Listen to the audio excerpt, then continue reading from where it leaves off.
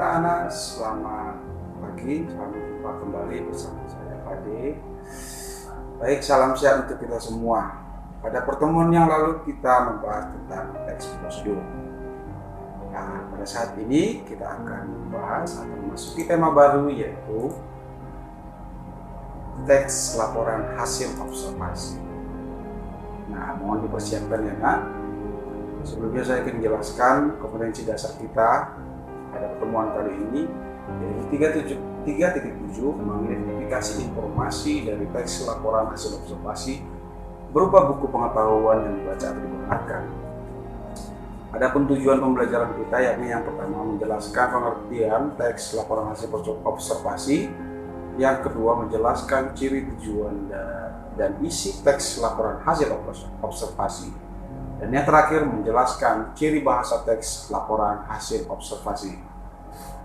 Nah, pernahkah kalian memiliki pertanyaan mengenai suatu objek? Contohnya, apakah ada hewan yang berkaki dua? Apa saja kandungan pada madu? Nah, apa itu museum? Di mana habitat punang-punang? Untuk memerlukan semua itu, tentunya kita harus memiliki laporan hasil percobaan, bukan? Nah, apa itu teks laporan hasil observasi? Mari kita kaji. Nah, kita telah satu persatu dari suku kata. Yang pertama teks. Teks adalah sebuah wacana yang dituangkan dalam bentuk tulisan. Nah, laporan bentuk penyajian dari suatu informasi, data atau berita baik secara lisan maupun tertulis. Nah, observasi suatu aktivitas pengamatan terhadap suatu objek secara cermat. Nah, secara cermat artinya secara teliti dengan sistematis. Sistematis artinya tertata dan rapi atau berurutan. Nah, baik anak-anak, pengertian dari teks laporan hasil observasi adalah teks yang berfungsi untuk memberikan informasi tentang suatu objek atau situasi setelah diadakannya investigasi atau penelitian secara sistematis. Tentunya kamu tahu kan apa arti investigasi? Investigasi artinya penyelidikan. Nah, kamu tentunya pernah menonton Detektif Conan atau membaca komik Detektif Conan. Nah, Detektif Conan itu adalah kegiatannya dalam menyelidiki.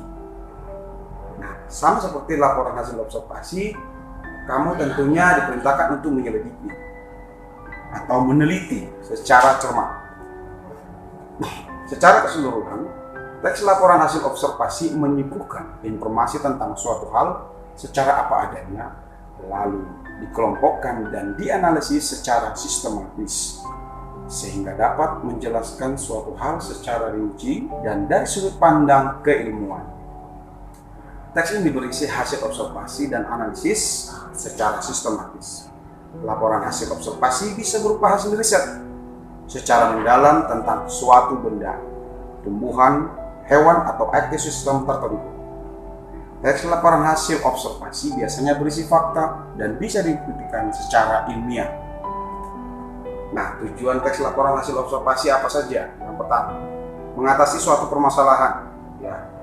Yang kedua, menentukan metode dan teknik terbaru. Yang ketiga, mengambil keputusan yang efektif. Yang keempat, melakukan pengawasan atau bahkan perbaikan. Dan yang terakhir, mengetahui perkembangan atau permasalahan yang ingin Anda kaji. Anak-anak yang terkasih, isi teks laporan hasil observasi itu apa saja? Biasanya berisi informasi hasil pengamatan tentang suatu hal atau konsep secara umum berdasarkan fakta-fakta dan data-data yang sebenarnya. Anak-anak, ciri bahasa teks laporan hasil observasi apa saja? Yang pertama, menggunakan istilah dalam ilmu pengetahuan. Nah, apa arti pengertian istilah? Nah, istilah adalah kata atau gabungan kata yang dengan cermat mengungkapkan makna konsep, proses, keadaan, atau sifat yang khas dalam bidang tertentu. Contohnya, karnivora mengelompokkan, herbivora, omnivora. Isolasi mandiri pengertiannya apa?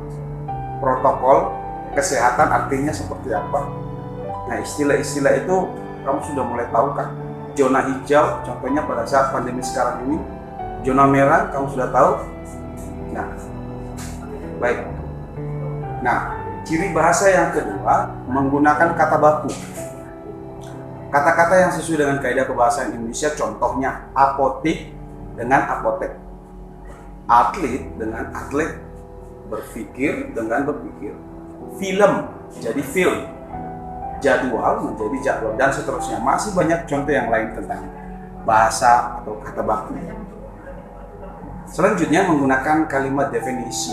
Kalimat definisi itu bersifat memberikan keterangan atau penjelasan atas suatu objek secara umum.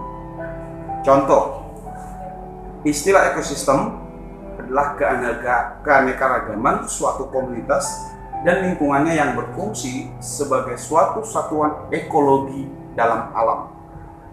Nah, istilah ekologi itu apa?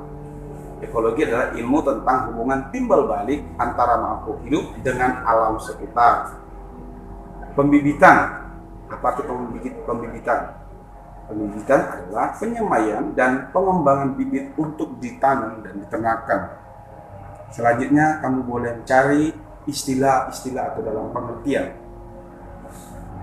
Selanjutnya, menggunakan kalimat klasifikasi, artinya pengkelasan, pengkotak-kotakan. Contohnya kalimat yang berisi pengelompokan berdasarkan ciri-ciri atau sifat tertentu. Nah, berdasarkan makanannya, hewan digolongkan menjadi 3 jenis. Ada karnivora, herbivora, omnivora. Karnivora itu apa, nak?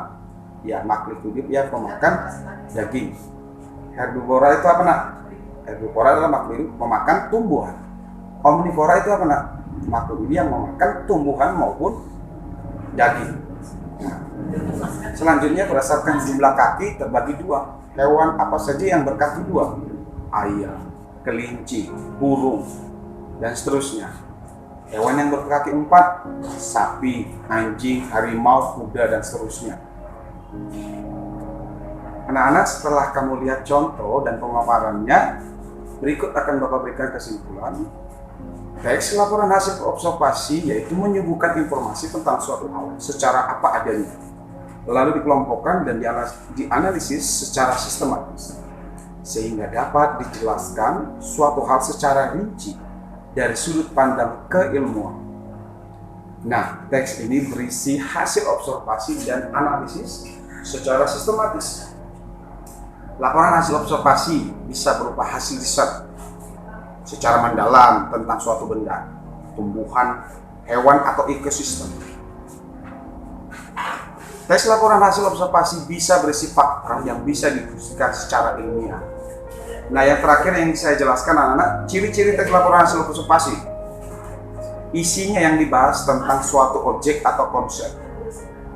2. Objek yang dibahas bersifat umum, termasuk kategori atau kelompok. Ketiga, bertujuan menjelaskan dari sudut pandang keilmuan. Yang keempat, objek atau hal yang dibahas secara sistematis atau berurutan. Yang terakhir, memerinci objek. Objek itu berupa definisi, klasifikasi, atau ciri objek. Baik anak-anak, sekian dulu penjelasan dari saya. Mohon maaf jika ada kesalahan. Saya harap kalian dapat memahaminya dengan baik. Jangan lupa berdoa. Salam sehat untuk kita semua. Shalom.